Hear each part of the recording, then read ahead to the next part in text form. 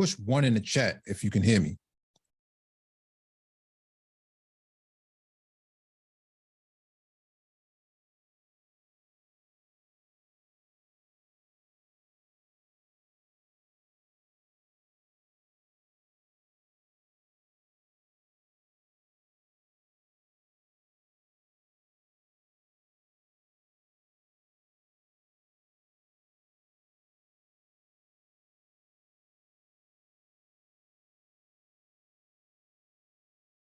All right, got a confirmation. Thank you for the confirmation. Welcome back to the Black Brain Trust. This is open chat number 86. Please hit the like button as you come in, share the video if possible, and hit that notification bell so you get all the updates from the Black Brain Trust. There's a link in the chat for you if you want to get on the panel. It's a Zoom link. Make sure you update your Zoom client before joining. I wanted to pick up tonight on Biden, Romney, and the economy, because there was a discussion over at the Code Breakers that happened earlier today where they were breaking down Republican candidates for 2024 who would be viable to either go up against Trump, or if Trump was not to run, would they be viable for 2024? And based on the ticket, I don't think anybody on there is viable to run. But it would make a lot of sense if we actually looked at a different candidate, which is Mitt Romney. Now, I know Mitt Romney ran before. He's run a couple of times before. But the thing here is when you talk about the extremism that's happening within the Republican Party, when you start talking about the economy, and you start talking about public policy, on the right, on the Republican ticket, Mitt Romney really is the only candidate that can actually be viable, that can pull votes from Democrats and Republicans and be a shoo-in for Republicans. Now, whether or not that would happen, I don't know. But if we actually examine Mitt Romney's track record, I would say yes. Okay. We got MOT on the panel as well. What's going on, bro? Hey, what's going on, man? Good, man. For this particular topic, it's now the Republicans run on a turn basis, but if there was any other time where Mitt Romney would just walk into the presidency, this would be that time. But if they wouldn't have had Trump, if they was able to run a Republican primary like they was before Trump came on the scene, Mitt Romney would walk into the presidency. Mm-hmm. But they got that red meat. DeSantis is trying to run a pre-Trump presidential campaign that is going nowhere. Even though he's given a lot of TV time, which I think he's going to go up in the polls when it comes time to actually vote. Former governor of New Jersey, Chris Christie, he's a hell of a lot more viable than actually DeSantis, given that he is a governor and of a state that's not Florida. And I just think that he has a better chance, man. Regardless of what the polls say now, because you're not supposed to be really looking at the polls right now. The only thing that matters is January and Super Tuesday for the Republican side. But I think if there was going to be a chance for Mitt Romney, given that they would have had the old Republican rules for running for president, he would walk in there. Yeah. Yeah, we talked about that on Code Breakers that Chris Christie would be a viable candidate as well.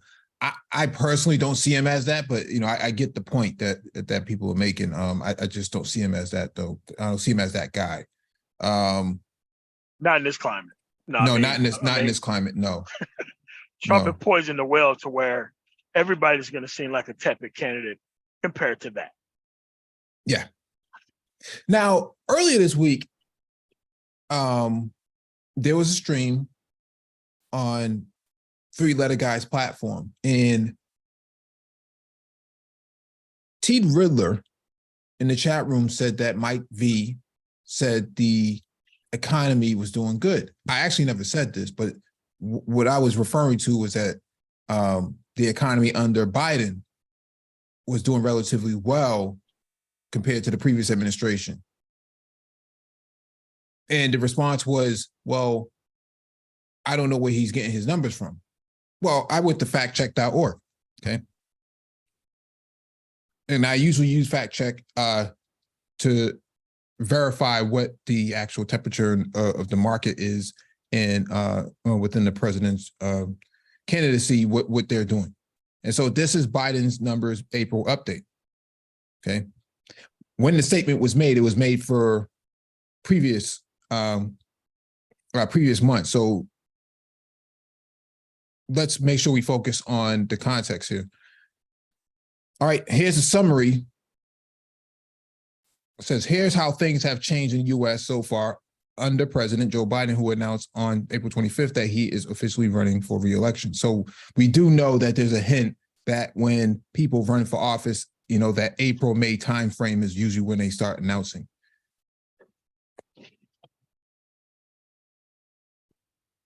The economy added 12.6 million jobs under Biden, putting the total 3.2 million higher than before the pandemic.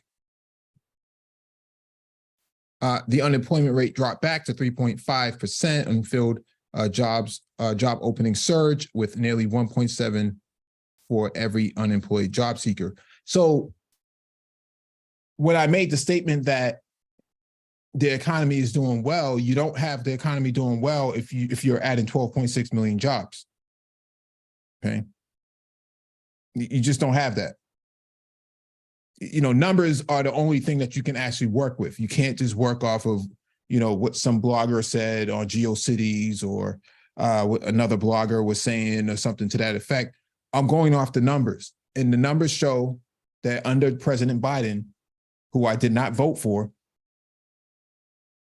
the economy is doing significantly better than the previous administration, all things being equal, okay, in the first 2 years.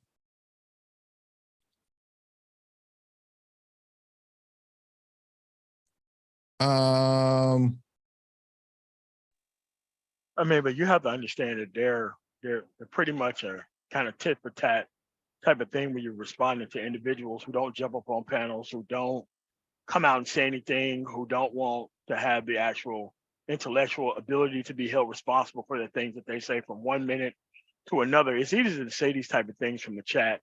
So what it does is just a backdoor way of getting us to do all the work or presenting him the actual numbers because he's too stupid to go look up this stuff himself and actually be responsible for knowing this type of stuff beforehand, so that way he don't have to ask dumbass questions like this. I mean, yep. But it becomes incumbent upon us to teach these people, even though they're not on the political side or they have no proof of even being interested in the process at all, but mouths stay wide open about said system. It doesn't make any sense. Yep. Domestic crude oil production has decreased 5.7%, and crude oil imports are up almost 6.7%. The economy grew at 2.1% last year, despite high inflation and concerns about a possible recession. Okay. The number of people receiving federal food assistance has increased by about 1.2%, despite a decline in 2022. The number of murders in 70 large U.S. cities have now gone up by 1.6%. Oh, here's the actual chart, okay? It tells you what's up and what's down, okay?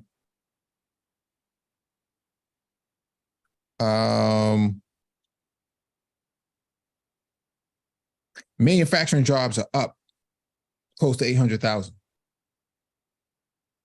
Means that things are being made here.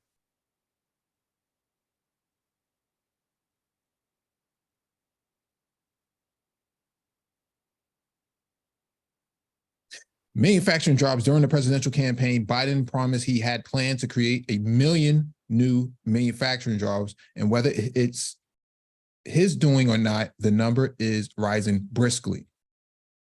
As of March, the U.S. added 787,000 manufacturing jobs during Biden's time, a 6.5% increase in the space of 26 months, according to BLS. Furthermore, the March total is 198,000 or 1.5% above the number of manufacturing jobs in February 2020, before the pandemic forced plant closures and layoffs. So during Trump's 4 years, the economy lost 182,000 manufacturing jobs or 1.4%, largely due to the pandemic.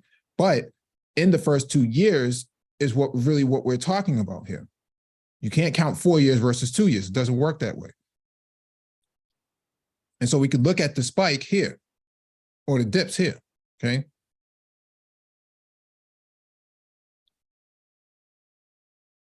Trump took office January 2017, okay?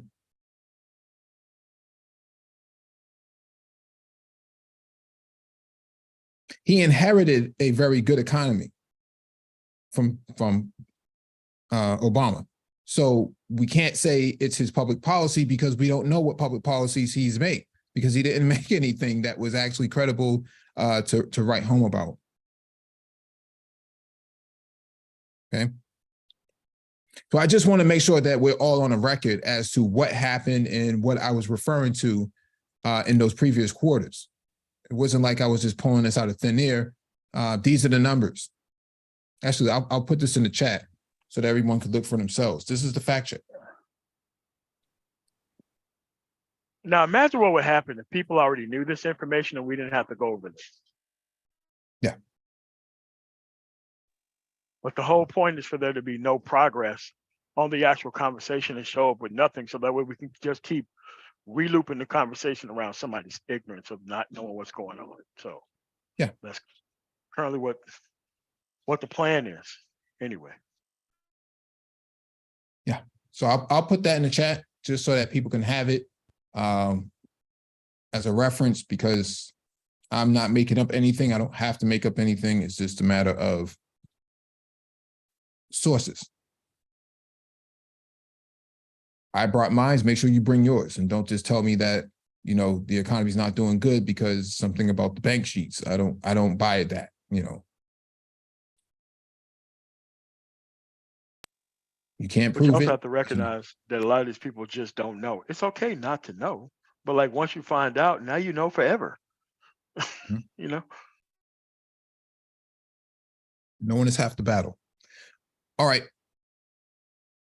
So going back to where we originally started off from, on the cold breakers, we were talking about Mitt Romney and why he would be a great candidate, sleeper candidate coming into 2024. If he was going to make an announcement, I would imagine it'd have to be either August or September or something like that. Maybe he's not interested, but, you know, we're going with the hypothetical that Trump goes down and doesn't come in and becomes, you know, the chosen one. All right. So this is Mitt Romney's track record of bills that he's sponsored or co-signed. Okay.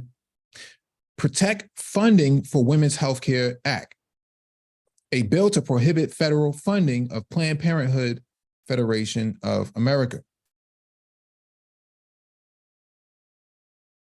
Let's rewind it back just for 1 second. Mitt Romney came out of Massachusetts as the governor of Massachusetts and was the first governor to push the Affordable Care Act, which was called Romney Care initially and then became Obamacare, okay, when it went federal. He also ran the Olympics, okay? He's also the senator out in Utah. He's also on the right. He also supports gun legislation, the Second Amendment. So he has all the hallmarks of a moderate candidate that would be able to pull support from both sides. Now, I don't know if he can do that in the Trump climate, but no, you know, anything is possible nowadays. No one can really pinpoint Romney as a failed as a failed presidential candidate at this point. I think he's been in a couple of situations that was not the right time for him. He will be the only candidate on the ballot if he was to run that ran against Obama. And so the rest of the candidates can't really, hold that flag or raise that candle and say, I'm the guy that, took on, the liberal president or the first black president or something like that. They can't really say that. They can only run off of the culture war. Romney really has a really good track record, quiet as kept. I don't know why he doesn't run on it. Legislatively, he does. Yeah, I mean, but in the Republican primary, they don't care about legislation because conservatives don't legislate. They just fight the culture war. God, gays, guns. That's all they care about. Yeah. And two of those issues are actually off the actual thing. Like there's no way you can actually wage a religious battle, and kind of the Second Amendment is kind of over with the last Supreme Court decision around guns. And they always keep refusing to hear cases when it comes to actually rolling back LGBT rights, even though they was able to cite religious exemption during this current session of the Supreme Court, which nobody actually covered, by the way. All right, let's look at the rest of the bills.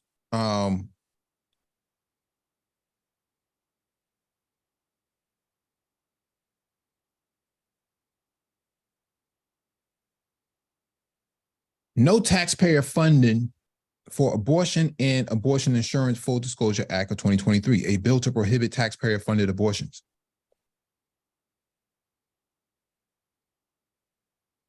Okay.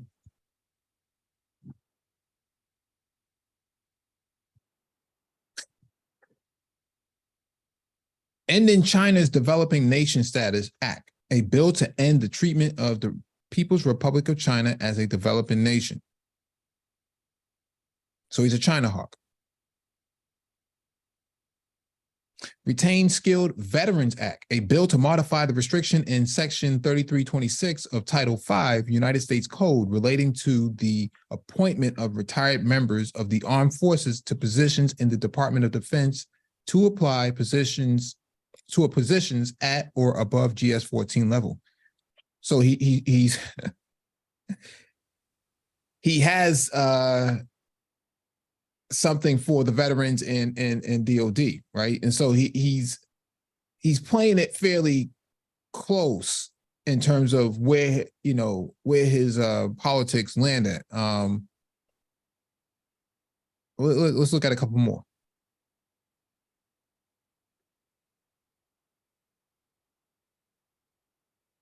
The GRAD Act, Graduation Reporting for Accuracy Decision-Making Act, a bill to amend the Higher Education Act of 1965 to provide for comprehensive student achievement information. Interesting. Yeah. Like I said, man, like a lot of his bills are pretty good, man.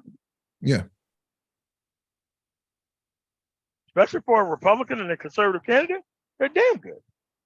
Yeah, Title 10 Abortion Provider Prohibition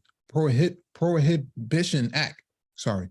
A bill to amend Title 10 of the Public Health Service Act to prohibit family planning grants from being awarded to any entity that performs abortions and for other purposes.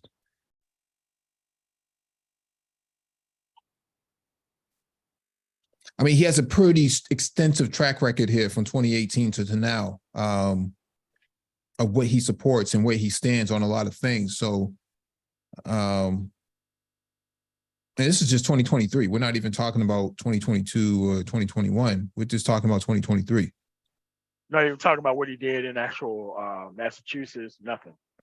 Well, the Massachusetts thing is interesting, right? You can be a Republican in Massachusetts, but that doesn't mean anything because the left will pull you all the way to their sphere of influence. Like you're going to govern the way they want you to govern. You just have an R next to your name. That means nothing to them. Like Charlie Baker, who just left office, was a Republican, but he is leaving politics because he said, the party of today, there's no viable place for me to be at because the way he Not governed, nationally. yeah, the way he got, because he was a shoo-in for running for office, in terms of going up against Trump. He didn't like Trump, and so, but he's a Republican, but he governed like a Democrat, and so it's not so much. I know somebody's going to say, "Oh, he's just a rhino." No, it's not that he's a rhino. It's that the power of the left will make you govern the way they want you to govern. There is no such thing as you're just going to come up in here and you're just going to run shit. It doesn't run like that. It doesn't work that way in Massachusetts. And so Romney had the same issue. Hey, Mike. Yes, Mike, I was going to say, in New York, it's the same. You know, yes. Bloomberg, remember, he was a Republican. He's a Republican. Well, he was a Democrat before, right? From all that I remember now, I'm trying to remember, was he a Democrat before? I don't think so. I think he was a Republican all the way across. Now somebody can fact check me on that just to make sure that I'm correct about that. I thought he switched parties. He did switch party, yeah. I mean, he was a Democrat, then he was an independent, and then he became a Republican. Yeah. And then he became Republican. Okay, but he did switch. I mean, a lot of guys switched Republicans, so did Trump. So I mean, a lot of guys. Ronald Reagan was a Democrat and switched for Republican and all that. So a lot of guys have done that. Mm-hmm. But what I'm saying is he ran as a Republican, and then at the end of the day, your point, playing to your point as being able to, you can't go far, you can't go far right. The left was pulling him. He had to pull him to, if not the center, to definitely moving more to the left. That was just because of how that was. Governor Rockefeller, who was here in New York as well, governor. He was a Republican, he did never start out as a Democrat. He was a Republican, and he had to govern literally from the center or center left, and that's how we had to run the state. So your point is absolutely right on the money. It's well taken, because that's exactly what the truth is. You have to answer to the constituents and to the needs of your constituency. And if you're a Republican or Democrat, you're going to have to answer to the needs of the larger part of your constituency, and that's just how that works. That's how that works. Yeah. And also there's another point to be made by people who think that they're just going to elect a Democrat in like a real Southern state and all of a sudden things are going to change. Like, nah, that's not the case. Like if you replace somebody in actual Mississippi there with an actual Black Democrat from the Delta or even Jackson area, that's not going to change how anything runs in the state. Is because it's ran by the actual legislature, regardless of who's in charge of it. Mm-hmm. Yeah. Yep. Yes, but to your point, MOT, Romney only had an R next to his name. He really didn't have. I mean, he took some pretty rigid positions on a couple of things, but overall, he was basically a Democrat and with an R next to his name. And so a lot of people give him credit for how he ran Massachusetts, but Massachusetts is a machine that kind of runs on its own. It doesn't matter who's in charge, whether they're Republican or Democrat, that thing's going to run. It doesn't matter. And so I think Romney did a pretty good job at keeping the ship afloat and keeping it without sinking. But he can hang his hat on Massachusetts. And I think a lot of people don't really understand that Massachusetts is not like anything else that's in the country. It's a really polarizing state, right? A lot of people will say, Boston is full of racism. That's true. That is very true. But historically, Boston has been one of the places where Black people have carved out their own politics and have set their politics have driven a lot of policy within the country itself. We could talk about Senator Ed Brooks, first Black man elected to the Senate since Reconstruction. That came out of Massachusetts. Now he was a Republican. He was a Republican. And he was on the Kerner Commission. Yes. Right. And so Massachusetts, and he went toe to toe. This is something I didn't know until recently, but he went toe to toe with your pro-Blacks, which is very interesting. He went toe to toe with Stokely Carmichael and a couple of those guys, who's now Kwame and Toure. So he was not afraid to buck if he had to. He was one of those guys who was all about the smoke, little quiet as kept. But I'm saying this about Massachusetts, that it's very complex. Its politics are very complex, and so somebody like Romney could exist within it as a Republican, but he's just governing no different than a Democrat would. And so Romney, it would behoove Romney to actually run on that, hang his hat on Massachusetts, because Massachusetts has a pretty stellar track record, and you really can't run away from that. And now he's in Utah, so he's played in both states. A lot of those candidates who are going to be on the ballot for the Republicans, they don't have that credibility. Okay, none of them have that credibility at all. And he would be a person who could run to the left of Biden and be pretty successful at it legislatively. And he's to the left of the Republican Party. So he is. No, you're making great points. Both you and MOT are making great points, and you have to also remember Romney, and I'm bringing him up specifically. His father, who was governor of Michigan, was also a Republican, but got a lot of Democratic support. A lot of Black people supported him because he did support integration in these things. He did support these things. So he was, where much of the centrist wing of the Republican Party has disappeared, certainly after Obama, where they've gone violently left. That has disappeared.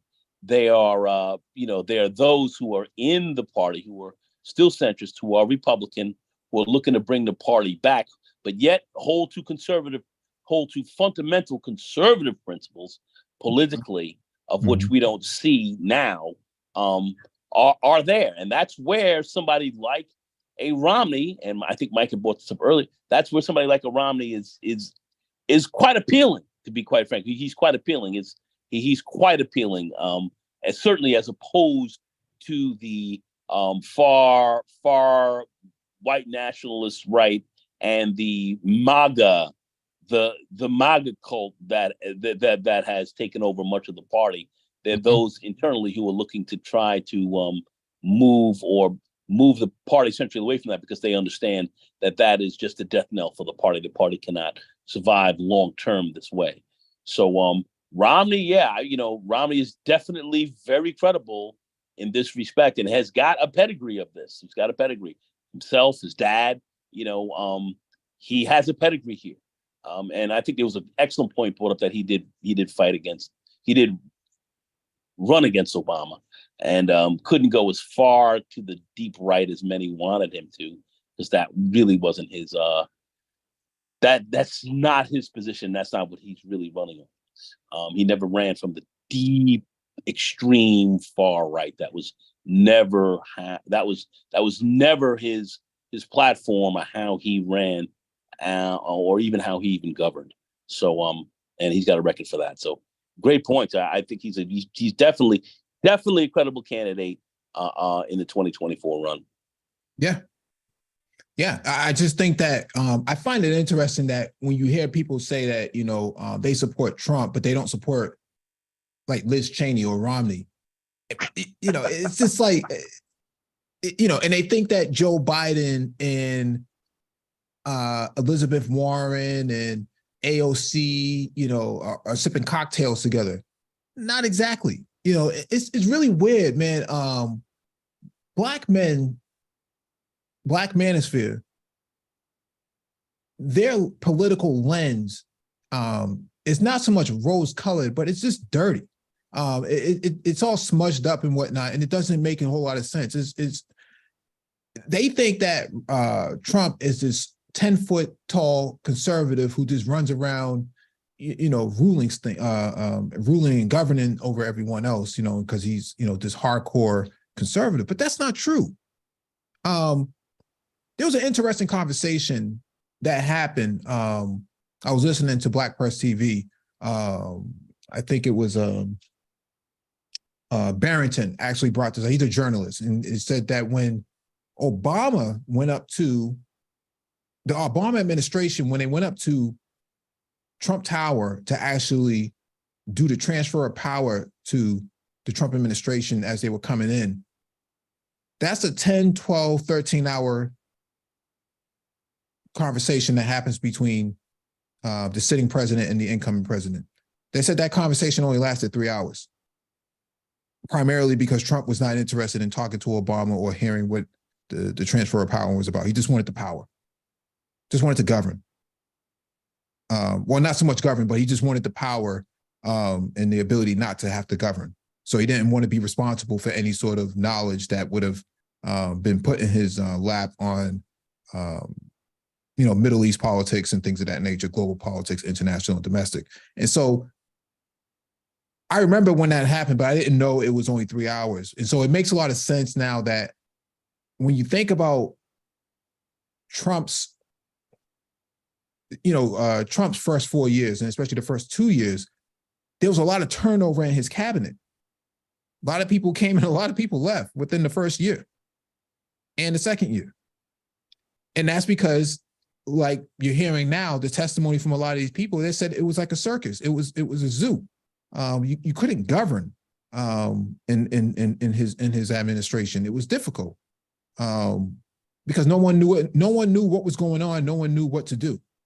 And so when I hear people, kind of beat their chest about Trump, I don't think people really understand what conservatism is really about. When you think about conservatives on the Republican ticket, you think about McCain, right? There was no distinction on whether or not McCain was a conservative or a Republican. It was definitely understood where he was. With Trump, you didn't really understand where he was coming from and what he was even talking about. I mean, the guy held the Bible upside down. I mean, that's pretty much how his worldview was, upside down. Can you imagine if Obama held the Bible upside down with these? Imagine Obama trying to, sing Amazing Grace or something like that. I mean, it's just a lot of things that I see Black men gravitating towards, but they don't actually, there's no grounding to what they're talking about. And so I'm not knocking anybody for supporting Trump or anything like that. I'm just saying, when we want to dig into politics and we want to have a real thorough conversation, for them, it only starts at Trump and it ends with Trump, and that's it. Tim Scott doesn't come up, right? Ever. Michael Steele doesn't come up. Any Black man who's a Republican doesn't come up. Everything starts with Trump, ends with Trump. That's it. Yeah, that's a fact. And a lot of these people, they're not. As I said, I think it's more pressing a narrative. Mm-hmm. So therefore, that's really what's being played out more. As far as doing any kind of deep dive or really and any kind of analytical or critical thinking on this whatsoever also does require a certain level of just a knowledge of a certain amount of history, understanding what is going on, understanding how to process in a lot of respects work to a large extent. And that's not really a strong point amongst a lot of these people here. It's more of pushing a narrative, saying certain things that kind of sound, if you will want to say, sound or feel good if you want to, but it's not really true, mm-hmm. But yet, here you still see these same guys, heralding, the destruction of affirmative action, thinking somehow this is really working in your favor, as well, with a tremendous lack of critical thinking there as well. But this is kind of what you're talking about. Mind you, these are not Black men that are in the main. So this is not the main thought process across most of Black men or Black America even. So, let's be clear about that. So some of these weirdos and some of these other guys who are here talking real crazy here in this space are more on the fringe, they're not really centrist to Afro-American male thinking to a large extent. I just want to make sure that we're very clear there as well. A lot of these guys here are pushing mm-hmm. different agendas for different reasons, and You know, some are being paid a certain amount to take certain positions. I'm talking about Black YouTube in many respects. But when we talk specifically about the manosphere, most of these guys are not in the main at all, and quite frankly, are not that significant numerically to the outcome of any one of these elections as well. And I just want to put that out there too. Yeah. There's just a loud fringe. I mean, there's no really participation on the ground. There's no super PACs. There's no really covering of what the issues are. There's nothing but just people who just want to troll the process by feigning like they're conservative, even though they don't have any type of political leanings or no understanding of history or anything else. And I just treat them that way. Like you don't see these people showing up at city council meetings or doing anything else. So I don't even consider them serious. I mean, no super PACs. They barely have a Tupac. Tupac so poor. Yeah. Tupac stay poor. Okay, let's go over this, and then we'll bring in Jay Charles.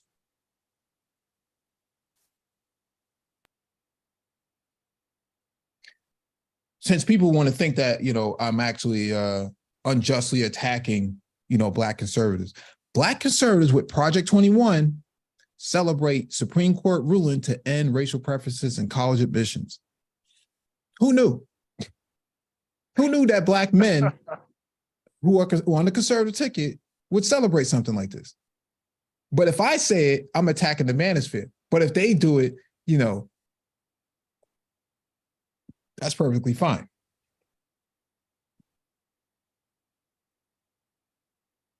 Okay.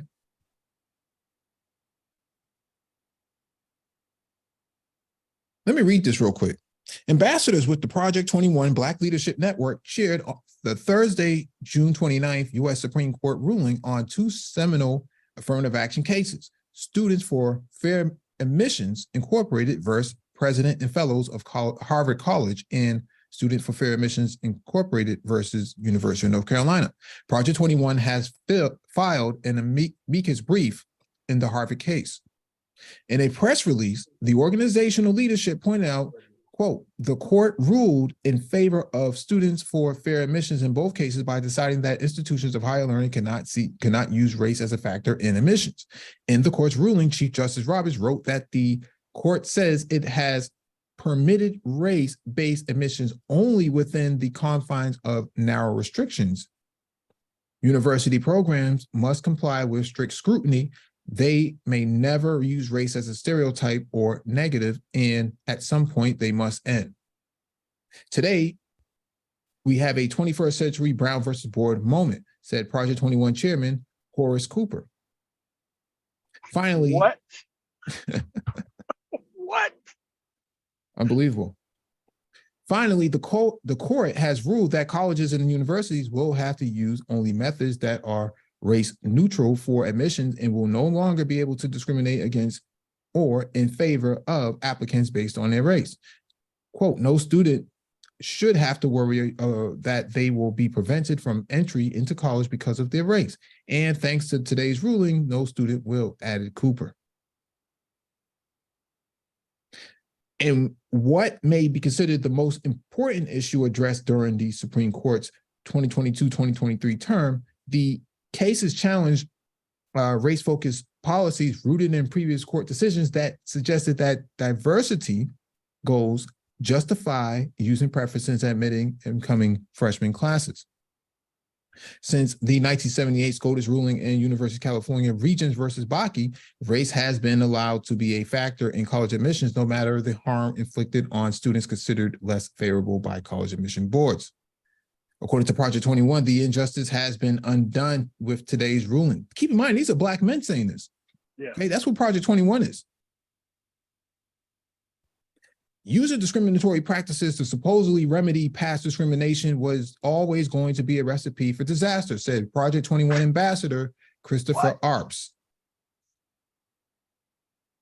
This is the guy that was on Roland Martin and got torn out the frame.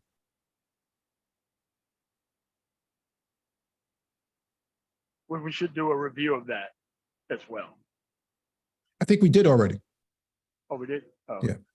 This is a self-evident truth. All men are created equal. That means the God-given intrinsic importance of life, liberty, property, and equal treatment under the law is concrete and inviolable. Said Project 21 ambassador Mike Hill, a former member of the Florida House of Representatives. All people should be treated according to their performance. Past discrepancies regarding this truth are not corrected by new violations. Affirmative action is wrong on its face. The majority of the Supreme Court got this one right, finally. I'm ecstatic over the Supreme Court's decision to strike down Harvard and UNC's discriminatory admissions policies, said Project 21 ambassador Melanie Collett. Affirmative action, while well-intentioned, has become a twisted game that rewards skin color over merit and that punishes hardworking individuals who are white or Asian. These are Black people saying this. These are Black men saying this. Yeah, Black men. This is incredible. These are Black men saying this. This is incredible. Now, all of this would be true if you took away the word affirmative action and put in legacy admissions, then everything that they say is true. 100% true. Yeah. That's exactly correct, because we see what the legacy admissions are when we looked at Harvard and these places where 46% of these people who are coming in are legacy admissions. 48%. 48% are legacy admissions. That's reverse affirmative action on their side. Nobody's even talking about. But we're worried about the smattering of Black people who get in when they have a whole system of discriminatory thing that lets half the people just walk on it. And when you look at it, how is this adversely affecting them? How is this adversely affecting them? I mean, it's insane when you look at it. But here, these crazy shine bones who are out here trying to protect, the white hegemonic system against themselves. And they think that that's progress. When at the end of the day, like Mike, you did an excellent live stream, looking at the economics behind a lot of this and where you really stand economically, especially when you're getting venture capital money and everything else, what's really going on with the dollars and cents? You're nowhere in the room. These people are very happy about this. Explain that to me. I can't. This is beyond explanation. But we're the only group who's engaging in this way. I don't know any other groups that are doing this, but it's very interesting to see that this is happening. Black men saying this. Crazy. Go ahead. It's crazy. For years, Blacks have been told their achievements are not solely their own and that their skin color somehow played a role in their success, added Collette. It's insulting and demeaning to suggest that Blacks couldn't have done this without affirmative action's handout. Today was clearly a victory for the country, added Donna Jackson, Project 21's Director of Membership Development. Unbelievable, man. Fixing our college admissions process shouldn't start with affirmative action initiatives. It should start with accountability at the K through 12 level. The process clearly punished success and rewarded failure. Merit-based admissions ensures we are competitive not only in the marketplace, but in the world where innovation is needed. Setting low expectations for our students only creates low performance outcomes. We must always strive to challenge the next generation to ensure American greatness. Today's ruling by the Supreme Court is a win for justice and fair treatment under the law, said Project 21 ambassador Curtis T. Hill Jr., former Attorney General of Indiana. Quote, no longer will college admissions officers be allowed to accept or decline students on the basis of their race. This guarantee of equal protection under the 14th Amendment cannot mean one thing when applied to one individual and something different when applied to persons of color. Eliminating racial discrimination means eliminating all of it. And that is why I am optimistic and the impacts of this ruling will have on fairness and justice in our country's education system. All right. So here's the thing. I'll let them have the actual affirmative action ruling, and then I'll just start filing for equal protection when it comes to money being spent on schools. Since we can't use anything racial based, that means that everything monetarily has to be equal, right? If we're going to have equal outcomes, we got to have equal money being spent on schools across the board. So that's how I would spend the actual affirmative action decision. I would use that to be like, look, so now there's a pool of money that's going to be spent all over the state in the same way. And if it isn't, it's a violation of equal protection. Spending more money on education in a different school area means it's a violation of equal protection. Now, if people had their stuff together, that's how they would challenge it. Mhm. I would completely throw out the actual what do you call it? Housing tax as to funding education as a actual violation of equal protection, because everybody don't have the same equal at home, but we actually want a equal outcome, even though we have unequal inputs. So I would use that to actually just go to the Supreme Court. Well, you're not going to be able to challenge anything up. They just choose not to hear the case, but they actually set that in motion so that way it can be challenged for that. So that way there can be more money spent equally in education equity across the board. If They it was set that up by getting rid of affirmative action. Yeah, if it was federally funded, then you would have equal protection. Yeah. But these jokers don't want that. But that's why they don't. Again, that's why they don't want that. Yeah. You just use all the money in education and just put that in the Defense Department. Yeah. So that way they can't complain about education spending because it's tied to the military. Yeah. But isn't that interesting that the affirmative action ruling does not impact military academies at all? You don't see, but you don't see Project 21 talking about that. You don't see them talking about that. See, Air Force Academy, there's a smattering of Black people there, smattering. Yeah. And I mean, and sports included. Yeah.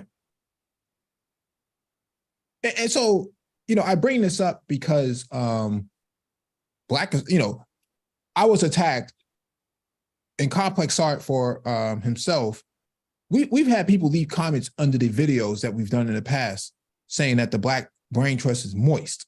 Okay, called us moist, and these are from credible content creators calling us moist. Who said this? I'm not going to mention their names. Just going to say that this is the comment that was left there. That sounds so moist, just as I thought before. Something to that effect. I'm kind of paraphrasing it, but that's essentially what they were saying. That just as I suspected. This sounds so moist. And I'm saying to myself, well, late state drops so that way they can come up here and challenge us real time. Yeah. I don't see what the issue is. I don't. But when you're a Black conservative with a mini PAC, okay, a mini PAC so poor, right? Kind of like Tupac's record. These guys, this is what they're backing from a public policy perspective. Black people who are working against the collective interests of other Black people for collective advancement in American society, but want to be taken seriously. How come you don't see Jewish people, you don't see this with Jewish people, right? You don't see Jewish Arabs people. Either. No, you don't see Asians either. Yeah. You don't see like Palestinians dogpiling in with their own, political think tank supporting Israel. Like I don't see that, but I see that with Black people, especially Black men. I just don't get it. But in the manosphere, they'll take their frustrations out on Black women, but have nothing to say about this. Okay. I mean, as messed up as some parts of the Latin community is, man, like you don't see any house hectors out there going out there just kind of doing this stuff against their own people, dude. Really don't see that. Except for immigration. But outside of that, you don't see this type of. They would never be able to get away with that. You don't see Cubans trying to get rid of the Cuban way to immigrate to America. Like you don't see Cubans in office trying to get rid of that. You don't see that. You don't see Native Americans trying to cover up the Trail of Tears and get rid of, indigenous land. Indigenous land. You don't see them fighting against that. Hey, so what's going on, guys? What's going on, Jay? Yeah, not much. Quick question, because aside from no going, what's up, brother? How you doing, man? You doing good? I don't know if you hear me. But pretty much aside from the YouTube Black conservatives, right? That's a whole another. I don't even take these guys serious anymore. Family? What's up, going family? on, Chief? I'm sorry, man. Nah, that's all right. Good to hear from you, brother. Good to hear from you. Go ahead. Okay. All right. Aside from the Black conservatives on YouTube, I don't really take them as serious anymore. But when I look at Black conservatives that you're speaking about in this article, I'm trying to understand, why is there a serious disconnect from the plight of what Black people, especially Black men, right, who are going to be affected the most from this ruling from the Supreme Court, right, as far as affirmative action, they're going to be affected the most, right? So where is that serious disconnect? I don't understand how there's so much apathy for these guys, they don't even care. So what's going on here? If some of these people are politicians, I would think that you want to try to understand what people are going through, what their plights are, how you can make things better. But it's totally disregard for these individuals, right? And who's going to suffer the most? So what do you think is going on here? I mean, their political position is based on their idea to actually believe this type of stuff. It's kind of like people in Yemen or the UAE who supports the United States of America. You know who these people are, but they're not walking around nobody's marketplace because they know what's going to happen to them if they ever seen them in public. So they talk from these actual perches to where nobody can question them. There's never any debate from any of these individuals. They're always a person who's a lackey of this person. They're never running anything. They're never leading anything that's actually independent. And actually, it's always a stenographer for this Whisker Sierra type stuff. It doesn't even matter for the most part. And there always be appointees and things that don't really matter. And they're just out here for this specific reason. They don't really care about these issues like this. And they never have. So. Just have to treat them like manosphere conservatives. Okay. Treat them like manosphere conservatives. The reason why you don't take manosphere conservatives seriously is the same exact reason why you shouldn't take these guys seriously. Everything is race neutral, ahistorical, doesn't make any sense. All this stuff is probably pre-written by individuals. Okay, what Black person can we put in this sentence? Oh. No, just put me here, put me there. They probably have a list of Black names.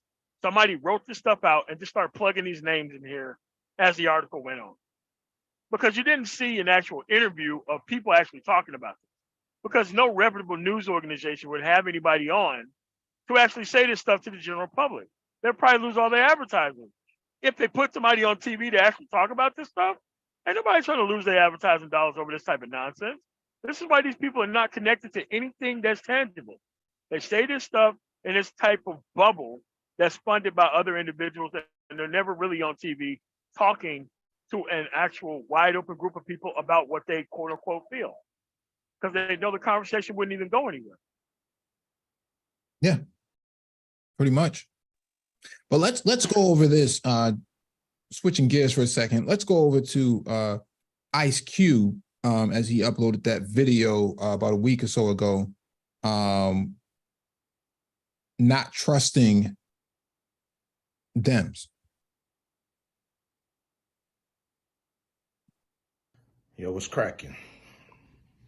You know what it is. It's your homeboy Ice Cube. Do it now. And some of you may not have realized that I'm not part of the club. And a lot of you listening to me right here, right now, you're not part of the club either. And what I realized with the club is what makes them so mad is when you don't want to be a part of their fucking club. That pisses them off. What club am I talking about? I'm talking about the club of gatekeepers that we all got to deal with. You know who they are, and they definitely know who they are. A lot of people would be like, what? Who? Come on, man, stop playing. So ever since I put out the contract with Black America, you know they've been fucking with me. Here and there, this and that. But it's cool, you know. I expect that. You know, I've been working with, you know, on the big three for a long time, and you know how they've been fucking with me with that. I done made it, you know, plain, simple, and clear what they've been doing, you know. The NBA been fucking with us. Now, a lot of people might say, like, well, but Cube, you want to work with the NBA. Really, I don't give a fuck about working with the NBA. What I want them to do, when I say work with us, is to stop working against us. Stop doing that bullshit behind the scenes that we know you're doing. Mainstream media, you know, they ain't fucking with us. And that's cool. We can do it ourselves, you know what I'm saying? We still on the rise without these motherfuckers. So we don't need them, you don't need them. You know? So what am I gonna do to deal with these motherfucking gatekeepers? Well, what I'm gonna do is go on a Fuck the Gatekeepers podcast tour. And I'm gonna go talk to everybody, you know, and get a chance to get my message out to the people. Be able to let people hear from me, you know. And you know, you might agree, you might not, but the important thing is, you know, for me to go on these platforms, say what I feel about what I think. And, you know, some people may get pissed off because I'm going to talk to everybody. I'm not playing. And it's gonna be a crazy summer. It's gonna be fun. Appreciate y'all. Always support the big three. Hopefully I'm doing stuff that you guys dig. You know, I'm not doing this for me. I'm doing this for people that's bored as fuck in the summer with summer sports and want something cool like the big three. So here we are. Appreciate you. Much love, much respect from your homeboy Ice Cube. Remember that. This is interesting. I'd be ashamed of himself, acting like a dumb nigga at damn near 60 years old. I think he's only like 50. He don't know how to start. Like, yeah, almost 60 years old. Like, this is a guy who put out movies, 3 successful franchises of movies, but he ain't part of the club. What are you talking about? You are part of the club. You are the club. I thought he made a song called "We Be Clubbing." Yes. I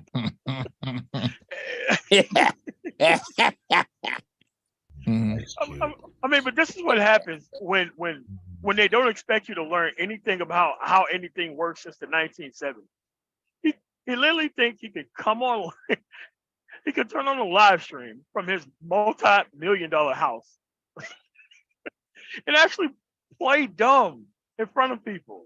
Oh, part of the club. Oh, I ain't part of the club. Like, bro, you're part of several different clubs that ain't nobody a part of. God, it's so amazing how these guys get away with just playing stupid in front of people who want to be represented by personnel like this. And you have people around here, you know, wearing this guy's face on a t-shirt. Yeah, you talk to him, Cube. Like, come on, bro. Like, this guy is literally making fun of the fact that you don't know what's going on. Mm-hmm. I guess today wasn't a good day. Yeah. You know, I find it interesting because what caught my attention is the Contract of Black America statement. After the Supreme Court ruling on affirmative action, I don't know if anybody's read Justice Roberts' opinion on this. Was basically that the 14th Amendment should not be used for righting wrongs of the past. Even though there needed to be a 14th Amendment for what reason? That's a very good point too, MOT. Yeah. We should dive into that, because why did they change? Why did the 13th, 14th, and 15th Amendment, why were those amendments even created in the first place? And so when you have somebody who wants to uphold the contract of Black America and the 17-point agenda, after the Supreme Court ruling, read the room, right? Read the room. The writing is on the wall. It's DOA. Go ahead. Justice Roberts' opinion. You don't see anybody from that camp who's actually giving Black men fake representation, trauma bonding over like past relationship issues, even though they never had these type of problems in their own life. Mm-hmm. Dude, you don't see none of these people reading these decisions. They skip right over to what Umar Johnson said, completely just glossed over the actual decision that was made. Yeah, and they're worried about what Keke Palmer wore at the concert or whatever. I just think that I don't necessarily have a too much of a gripe with him, but Contract of Black America, all of these sort of 17-point agendas and whatever have you. Black-centric things, Black-centric solutions are not meant to be taken seriously. Things that are taken seriously are your actual issues that dovetail with other people's issues in the legislature. That is what's taken seriously. Something that is Black only and Black specific is never going to work. You got people from all of the 50 states. None of them live in Black areas. They're not going to vote for anything that's for Black people. They're not going to do that. It's not if it's not on a ballot either. It doesn't really help. Doesn't really help. I think the problem I have with most of these people, I mean, some people will say, yeah, he's a grifter and whatnot. I don't care either way that term to be applied here, but when you really take into context what they're trying to do versus the Supreme Court decision and the reverberation that's going to happen with it, you start seeing the writing on the wall that what you're trying to do is not going to be achievable in this lifetime, as long as they are on the bench. Left-wing. It's inherently left-wing. He lives in California, of all places, trying to pretend like he don't live in California. Well, you know what? They're just not going to help me. What do you mean?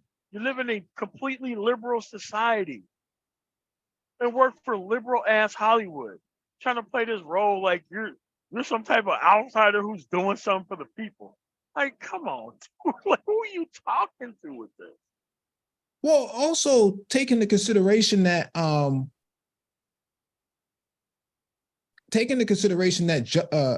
Justice Thomas, or Injustice Thomas for that matter, benefited from affirmative action, right? Yes, yeah. These guys don't even see that he pulled the ladder up from the rest of you Negroes. Yeah. He was the biggest affirmative action hire that we've seen damn near the century. This was the biggest affirmative action guy you've ever seen. That's how he came through, EEOC and everything, and then he closes the door when he gets all the way in. I mean, nobody talks about that.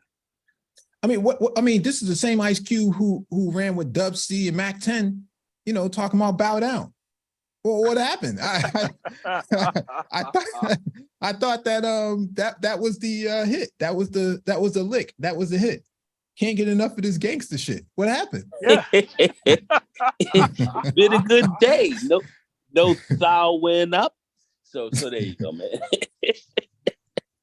Yo. You can't make this up. You got Project 21 out there supporting this affirmative action decision from the Supreme Court. Supreme Court. You got Ice Cube running around, in some makeshift lab somewhere, talking about, the Bilderberg and all these other places. It's unbelievable, man. It's unbelievable. I came out there with contract with Black America. What you expect they were gonna do to me? Like, they said we'll get back to you. Yeah, we'll get back to you another time. After that Supreme Court decision, we'll get back to you. Damn. Well, the Democrats, they ain't doing nothing. While you living in a whole Democratic state ran by a Democratic legislature in a whole liberal ass society where everything is paid for. Yeah. All right. Okay. Yeah, I think Whole that plan is inherently Democratic, by the way. There's nothing conservative about that plan at all. The whole thing is affirmative action thing. Yeah. Yeah, go ahead, J. Charles. Sorry about that. Go ahead.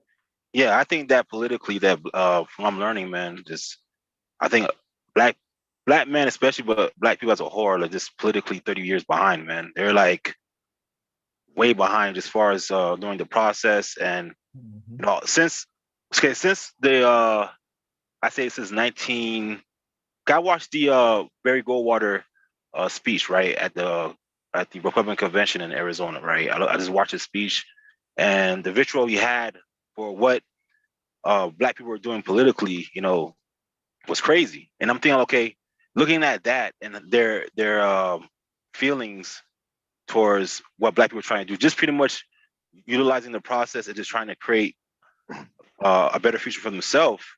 I would think that within that time span from there to now, we would have been, creating more like what Jemoti said, more super PACs, more put more things on the books. But it seemed like after that, like 1968, everybody became inactive, right? Not everybody, but majority of people became inactive, right? So I just think that we're just 30 to 40 years behind, man. Like we're way behind, and I don't know if we're going to be able to catch up. Do you think like the Gen Zs are going to be the ones to kind of turn things around, or do you think we're just too far gone? Let me correct you on at least one area.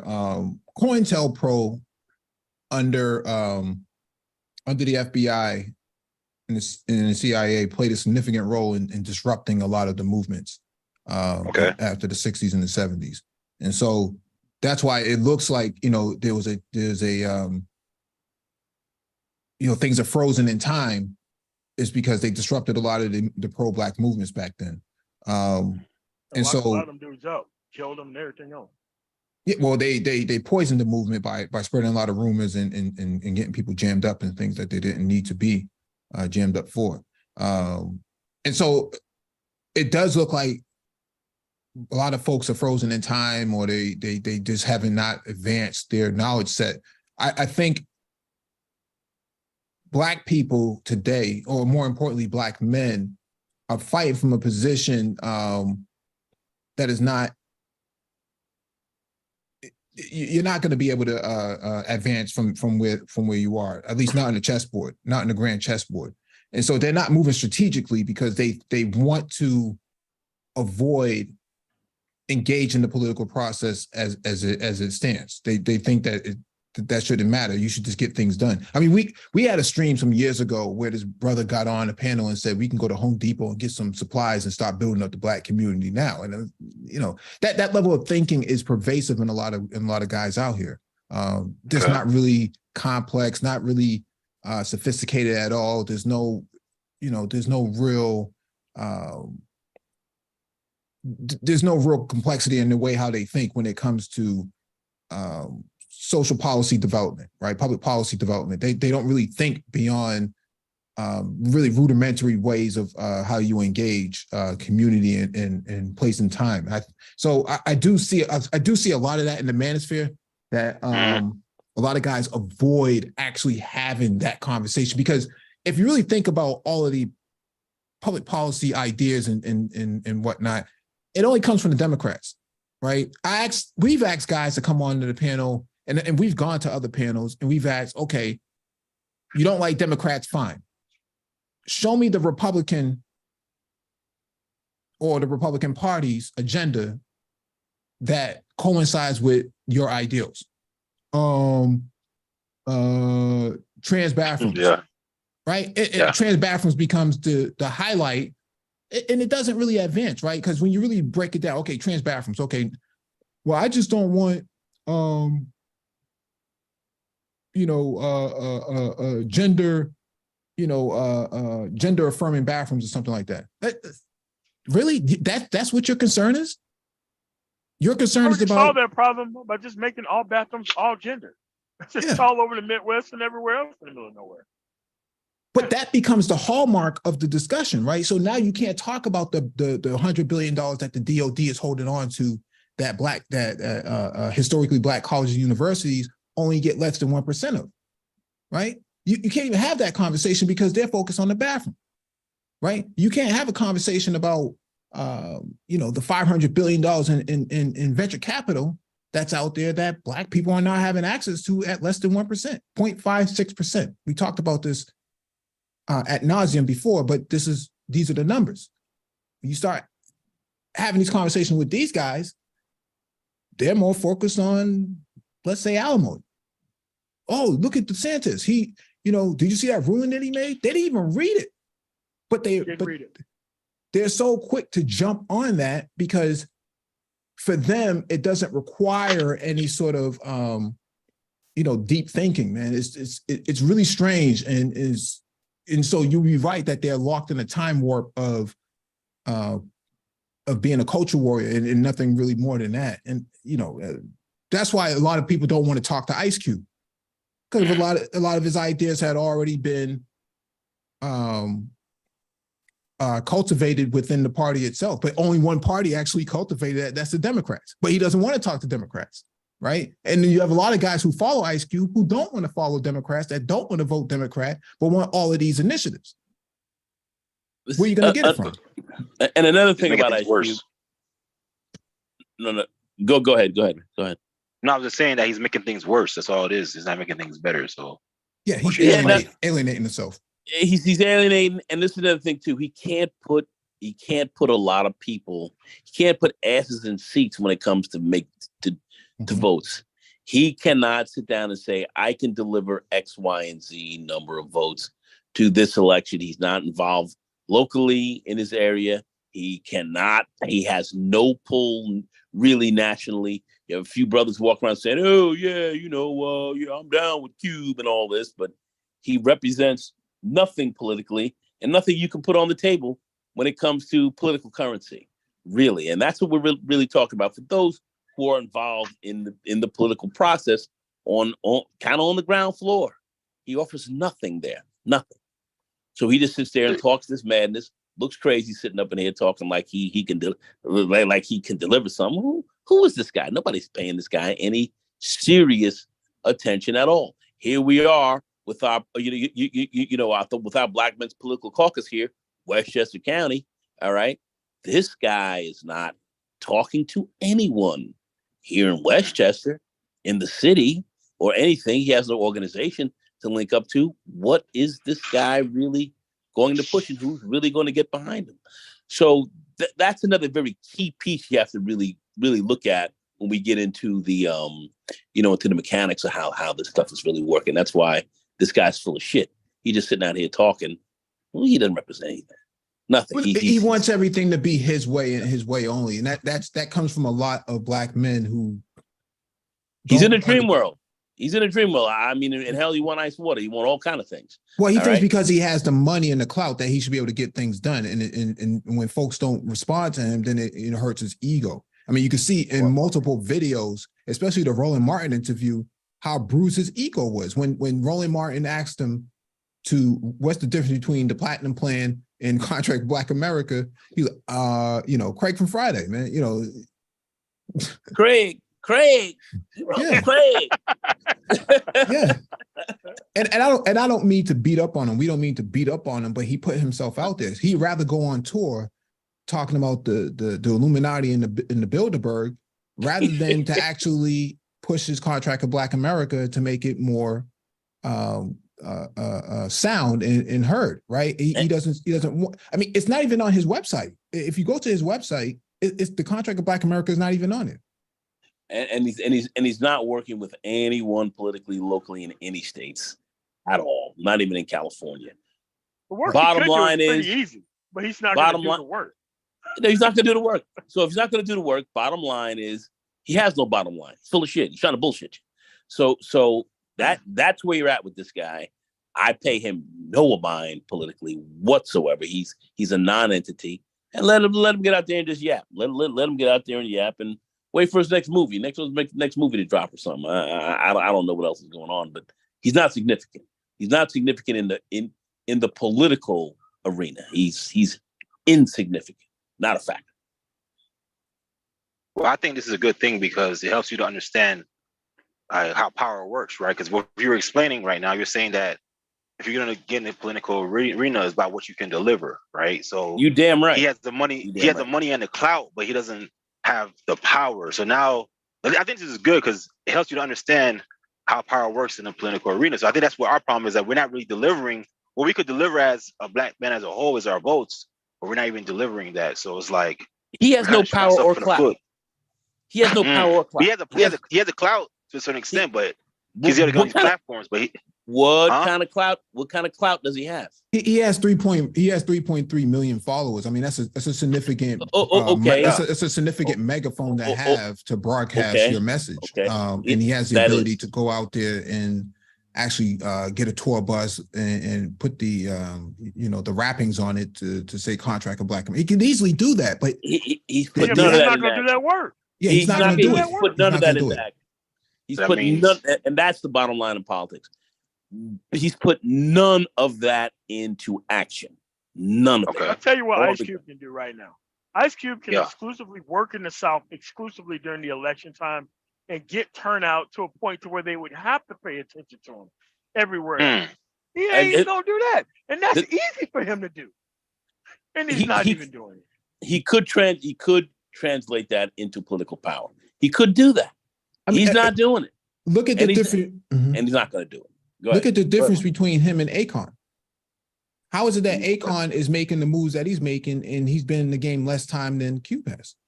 Yeah, but Akon is putting in work, but he's putting in work though. Well, what I'm saying is, how do you explain the difference, right? I can explain the difference. One individual is very serious about gaining political influence and power, and the other one is not. That's the difference. Very simple. Very, very simple. It's not complex. So you think that Ice Cube doesn't have the right team around him? Because if he actually linked up with, like, let's say a university, like I think the MOT said he already did that. He already has what's the problem? He already has Derek Hamilton and Dr. What's the reparations brother? Damn, his name slips my mind now. Dr. Tarina Sheed. No.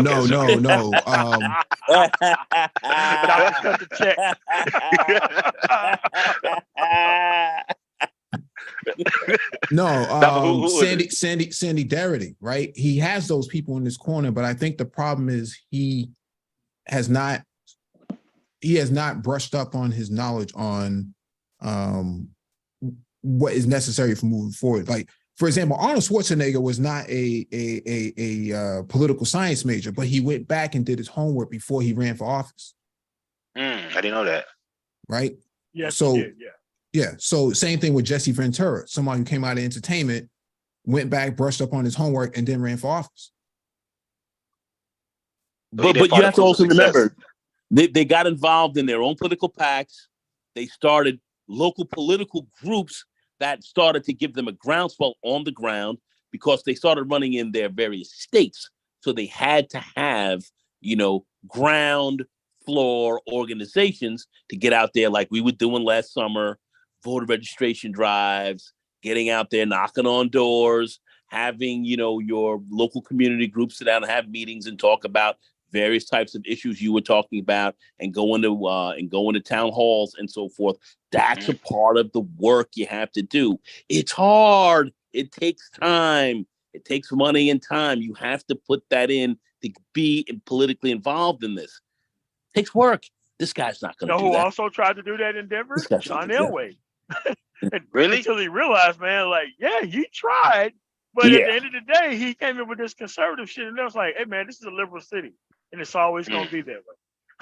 Yeah, this liberal city, you're in Denver. You're in Denver. You can't run it this way. If you're going to talk like a Republican, you're going to have to run from the center, and that's how this works. Even here. the Republicans didn't want to mess with him because they had they nice suburbs, where he lived at, and I'm like, nah, man, we like all this liberal stuff the way it is. Yeah, man. Yep. So, And he was ass out. So yeah. So you're saying, in other words, that he should have started from the local and work his way, because actually he kind of bypassed that with the 17-point plan and went right. No, not mainstream. 17 But you point, think not 17-point plan. Contract of Black America. Contract Black America. But so he should have really worked locally, then worked his way up, but he just went right to the top, or just a soapbox started spinning. Well, to be fair, he did work with, I think, the Reparations Commission recently. I think that was last year. I think he was working with them. But yeah, to the greater point, I think he's using his lack of invite to the inner circle of politics as a way to get some traction for himself, to bring the attention to himself. So this is how they treat me, blah, blah, blah, blah, as if now if I go live and expose you, they're going to somehow invite you in. No, it's not going to happen. Look at the way George Santos is being treated within the Republican Party. They don't really want him around like that. Politics is a lot more complicated than what most Black men take for granted. And so I think, in the manosphere, we don't really have these sort of really deep discussions because people just take one side and then they don't always take the side that they need to advance their own agenda. There's no way you can look at the Republican ticket and say any of these people are for Black men's interests, because, DeSantis does not reflect any of that.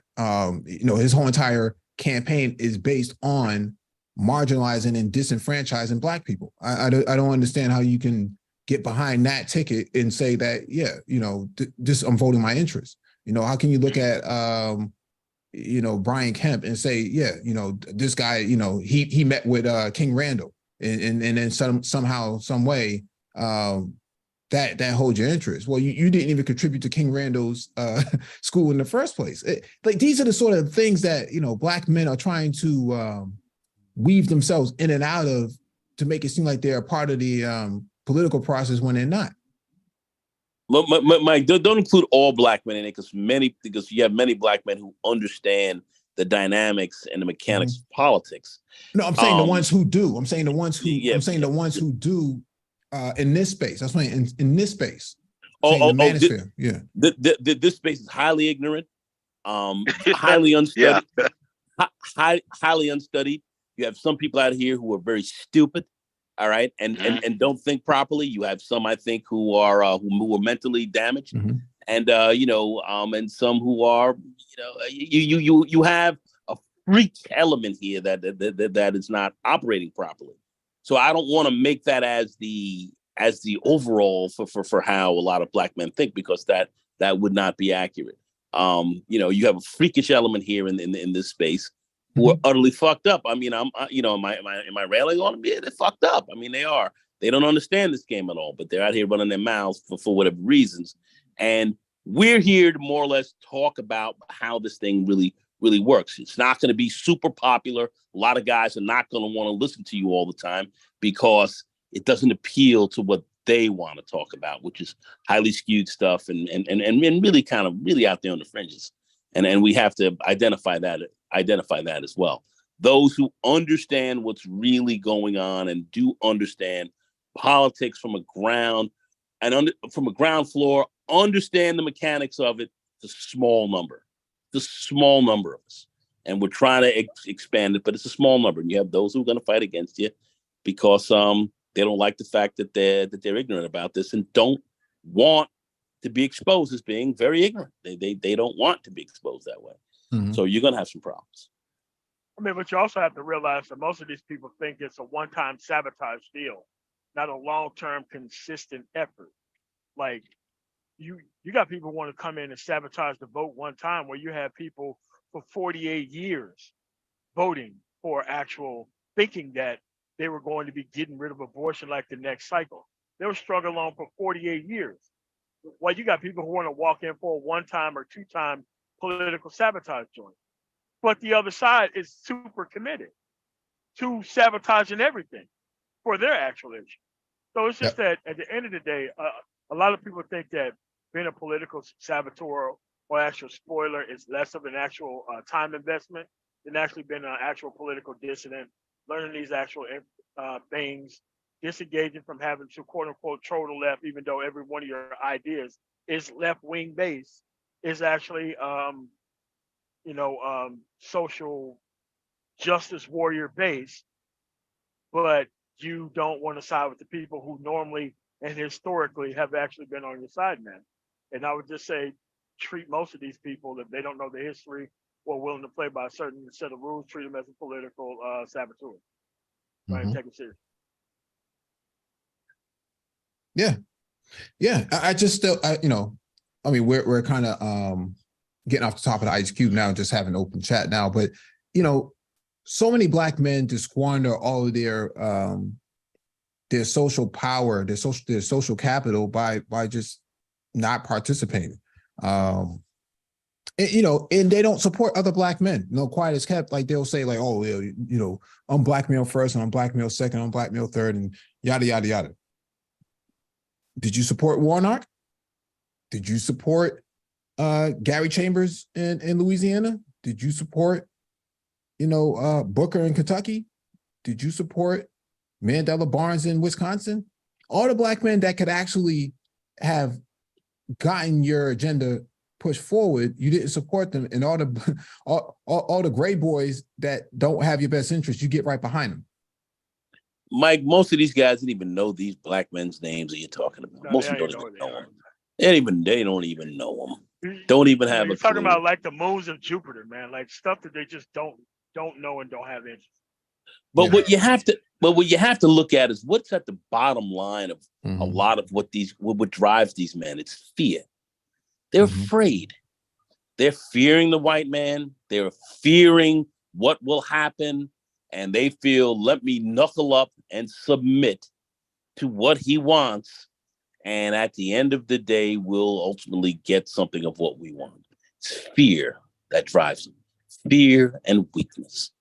That's what you're looking at. That's actually good. And when you boil it down to its baseline, that's what you're looking at. That's actually a good point, because when you think about the xenophobic movements in the United States, a lot of Black folks who engage in this, acronym,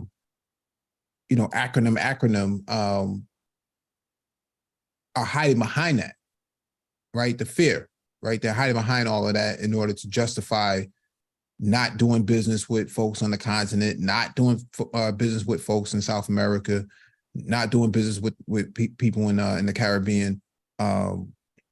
There is a lot of fear there that somehow, some way, someone's coming to take something from you, where in reality, we know by the numbers that's just not true. Well, look, Mike, listen, when you do challenge the system to fight for yourself, and ultimately we do want to make things certainly better for our community, for Black men, we talk about Black boys and all that, you have to fight to a certain degree. You are going to come up underneath a certain degree of pushback. So to have a certain level of fear because that you're going to have opposition, I understand.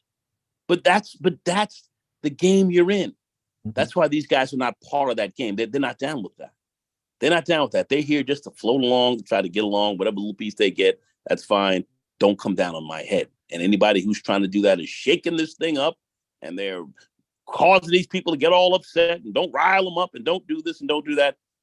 It goes back to the old nigger rituals. And that's what that is about. That's the baseline of a lot of this. Can't forget that.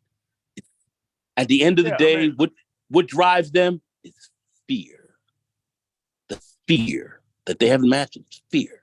You have to understand that. That's the baseline here. When you break it all down, that's what you're dealing with. And new people coming into the system, showing them how inadequate they are and moving past them is something that they don't want to be exposed as well. Like it's always people, like you never hear highly skilled people talking about the immigration system outside of the HB1 visa situation. Like skilled people talk about the HB1 visa system. The people who are not talking HB1 visa situation, they are scared that the actual immigrants are going to take the chicken plant from Tyson job away from them. You know, like that type of nonsense. Or manure scooping. Yes, or like, you know, no, picking the almonds and the berries out in California, even though you know they ain't out there like that. But yeah, it just doesn't make any sense. Well, I think that really what you're saying is they're cowards, right? Because, you know, fear, people understand fear. Fear is going to limit your steps. It's going to keep you from being on the edge of your own limits, right? You know, you look at history, right? There's many wars that are fought and won, you know, because of courage, right? And that's, if you can lean towards that and understand that, hey, if you approach things fearless with courage, you'll find a way. But I think a lot of these guys or individuals are so stuck in their tracks because, you know, they're lacking an integral part of your manhood, right? It takes balls to, you know, face the system and act what you want and get it, right? And a lot of these other groups do that, you know, with even less. So it's like, you know, I think if those who are listening, you need to stop and reflect on yourself and think, okay, you know, am I facing things with courage, you know, for my own people, or am I just being scared and not doing anything? So I think that's the issue. So, but you guys are hitting some good points. But I think with Ice Cube, back onto that, I think I don't know. I think if somebody can just kind of give him more, suggest him more of a political re-education and how things work, he can get a lot more. I think he should be there, and I think he can get a lot done. But it's just, I don't think he has the right team around him, man. I mean, you know, he's stuck in his ways, and this action is meant to bring attention for self, not an outcome-based things for a group of people. Yep. That's all it is. Yep. Let me jump over to this piece here, final piece here. This is from AP News. Farms settle suits on using immigrants over Black U.S. workers. 2 agricultural businesses in the Mississippi Delta and some Black farm workers have settled the workers' lawsuit over claims farms hired white laborers from South Africa and paid them more than Black local employees for the same type of work. But you don't see Project 21 talking about this. Not at all. Okay? You don't see them talking about this. Where's all the manosphere? Live in those old slave quarters out there too. Something that they're really not used to back in Africa as well. Yeah, where's all the manosphere, you know, but where's the manosphere conservatives who pound their chest about putting up a you know, a border wall to keep, you know, illegal undocumented people, illegal immigrants from coming in when you have this going on? Oh yeah, you are okay with Supreme Court's decision on affirmative action, but you're not talking about this though. Unbelievable, man. Unbelievable. Let's read it real quick though. Federal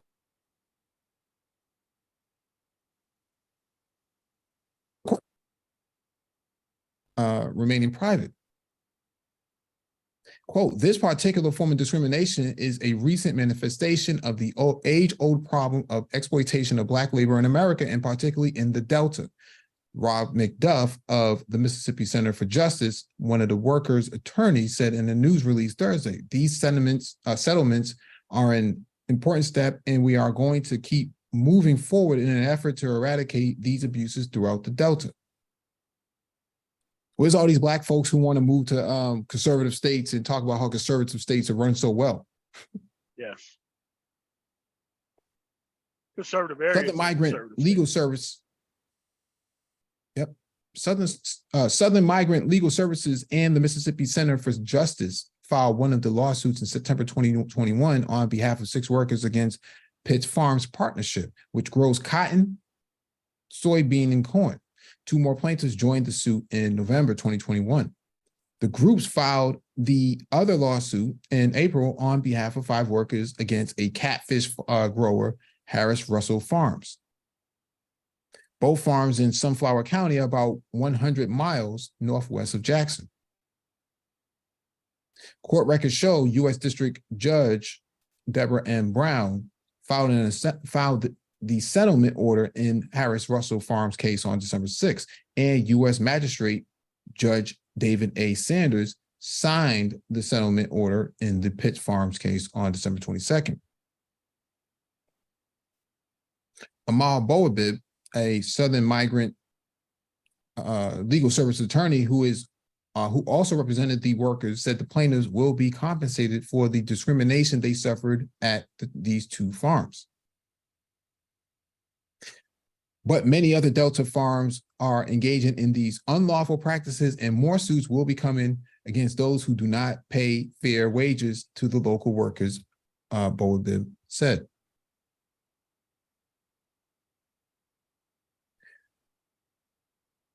The lawsuit against Pitt Farms said the business started bringing in white workers from South Africa in 2014, using the placement firm to hire seasonal labor, and that from 2014 to 2020, the farm did not make the same effort to recruit U.S. workers as it did for immigrant workers.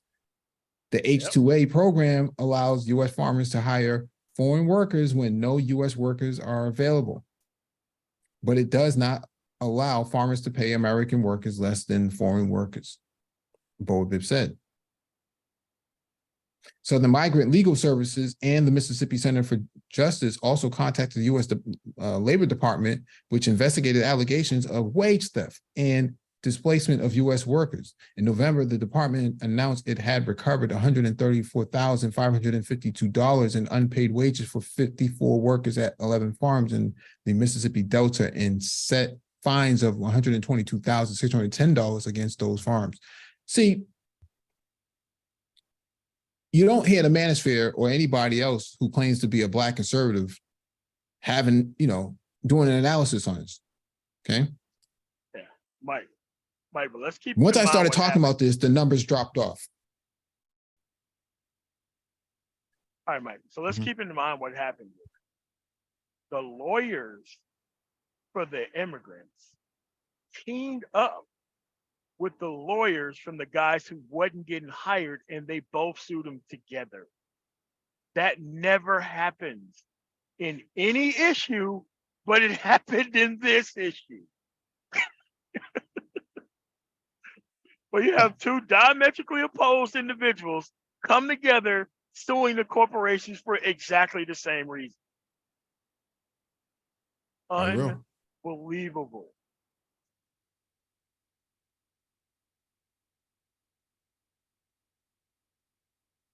Yeah, Sunflower County, very one of those places where those magistrates kind of run things. Don't need degrees to be a magistrate. But this is what I mean by, like, there are people who actually work them fields, but they were too cheap to even hire those people. So they went over to Africa to go get workers. And then they end up getting sued by both parties. The people who they were screwing over and the people who they didn't want to give jobs to both sued the actual employer itself.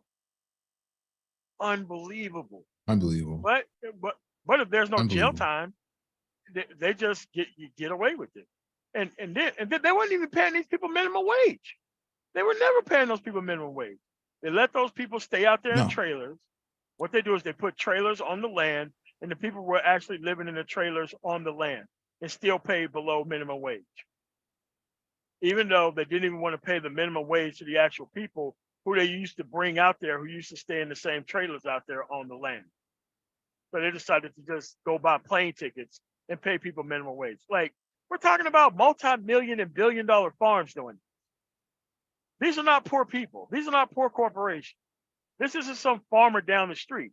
These are large multinational corporations that get a lot of tax cuts and subsidies from the government, who still want to cut even more corners than that and not pay people and not hire people locally.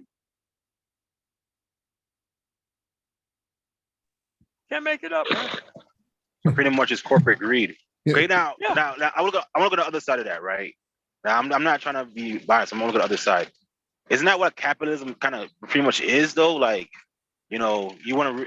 Isn't that what it is? Like, that's So are they wrong for doing what they're doing, or do you think? No, okay, I know they're wrong for, in the sense of not hiring people in a town, right? But like that's kind of capitalism. Like, what do you think? Yeah, but this is criminal activity that is punished with fines when it should be punished with jail time. You shouldn't be recovering money. You should be locking people up who actually instituted this policy. Now, capitalism, yeah, you can make money, but they side-skirted laws here that they were not cited for. They're paying fines when they should be serving jail time. That's what makes it not capitalism anymore. Capitalism have rules, strict rules that you have to follow. This right here is just corporate greed, to where they just pay pennies on the dollar with the crimes that they got away with. This is why this is not capitalism. It's not capitalism at all. It's capitalism when you hire the locals and you still pay them a minimum wage, but they wasn't saving that kind of money. It's just that it was just overlapping levels of greed and actual criminal activity that did need to happen. Creating a buffer class of labor, right? So what do you mean by that? To create a buffer class of labor? Like, what do you mean by that? Mike?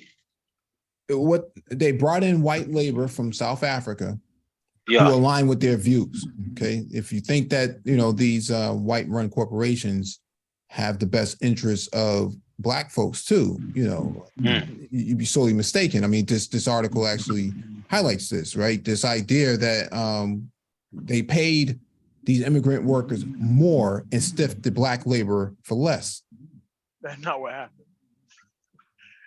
They paid them even less than minimum wage. So sufficiently stiffing them by giving them less than minimum wage, but better working conditions that they would have in their previous country, rather than pay people above minimum wage and have people pretty much doing the same labor. Right. Gotcha. So it means they didn't do it right. They're totally wrong. All right. So what's the fines? Like, what can they get hit with? It's a waste. Well, they already settled out. They already settled out. But the thing here is, that's why they already settled out for like 130 and not charging, because like normal wage theft rules, like if a corporation were to steal your wages in this country as an actual W-2 employee, that's jail time for that. That's jail time for that. But you don't have those same actual rights as a 1099 contractor, which pretty much what a slave is a 1099 contractor with no legal protections. That's what migrant workers are, 1099 contractors with no legal protections. Yeah. I don't know where that noise is coming from, but you slip off a roof as a migrant worker, man, trying to put those shingles up. That's it, boss. Yeah. You get hurt, they just ship you back home, and whatever happens, happens. But if you're like an American W-2 based employee, you got rights. They got to provide certain type of benefits. And for 1099 workers, they don't have to do any of that.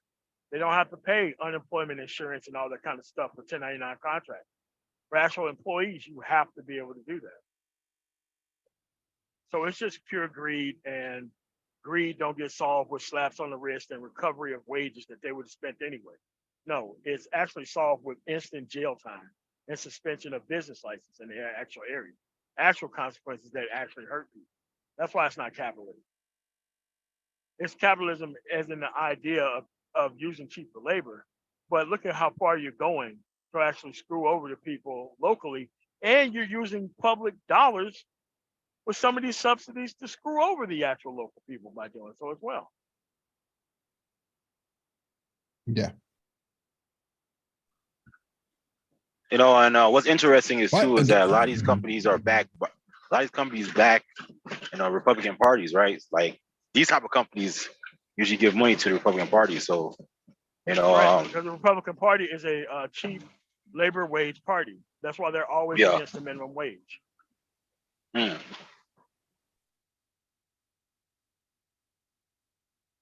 Yeah, Republican controlled government. Republican controlled legislature. And they got under the same kind of rules a whole bunch of rural whites to fight a war for them for free during the Civil War. They didn't even take into account who was going to do the work if the South had won. If the South had won, where were you gonna work? Like, this is how far they got these people.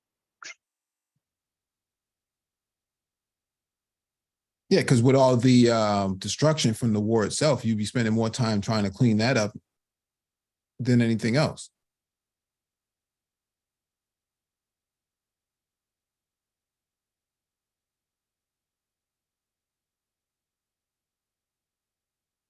Unreal.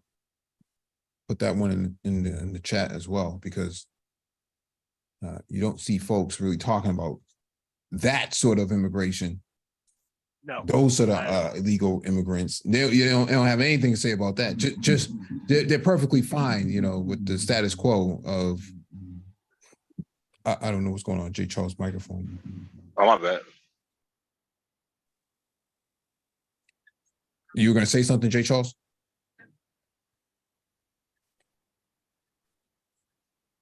Yeah, I was gonna say that like I haven't heard. I didn't even see this in like national media news. I didn't even hear about that. So I guess that was stuff under the rug. But I'm sure there's other companies doing things like this. So that's not only excluding farming. I'm sure there's other companies, manufacturing companies, doing the exact same thing. But you know, they're hiding it pretty well. But so how what can they do to prevent things like this from happening? Right? Is there like lock people up, lock people up, no fines, no wage recovery. Yeah. That means the smack on the wrist, they're not going to do anything. So yeah, I got you. I mean, you know, when you hear the word settlement, that means there's no jail time for corporate malfeasance. Yeah. You should definitely start locking some of these people away, and you'll see some less of it. But mind you, we are in a nation that really is very much institutionally against you. So that won't be totally eliminated. But you start locking people away and hitting, not only locking them away, but hitting with fines, serious financial fines simultaneously. You'll see some diminution in this type of in this type of action. But these people have not been hit with this literally since since the days of slavery. And I remember, now you have to look at Mississippi. That was their biggest product, the biggest, that was when they were the most profitable. That hasn't changed literally to this day. They haven't had another industry to replace that has been as successful since literally the slave trade, and then that's what you're dealing with still in Mississippi, which speaks a lot to what's going on in this country and how things have been since those days. Not a lot has changed in certain respects. Not in the overall, but in certain respects. I'll just leave it at that.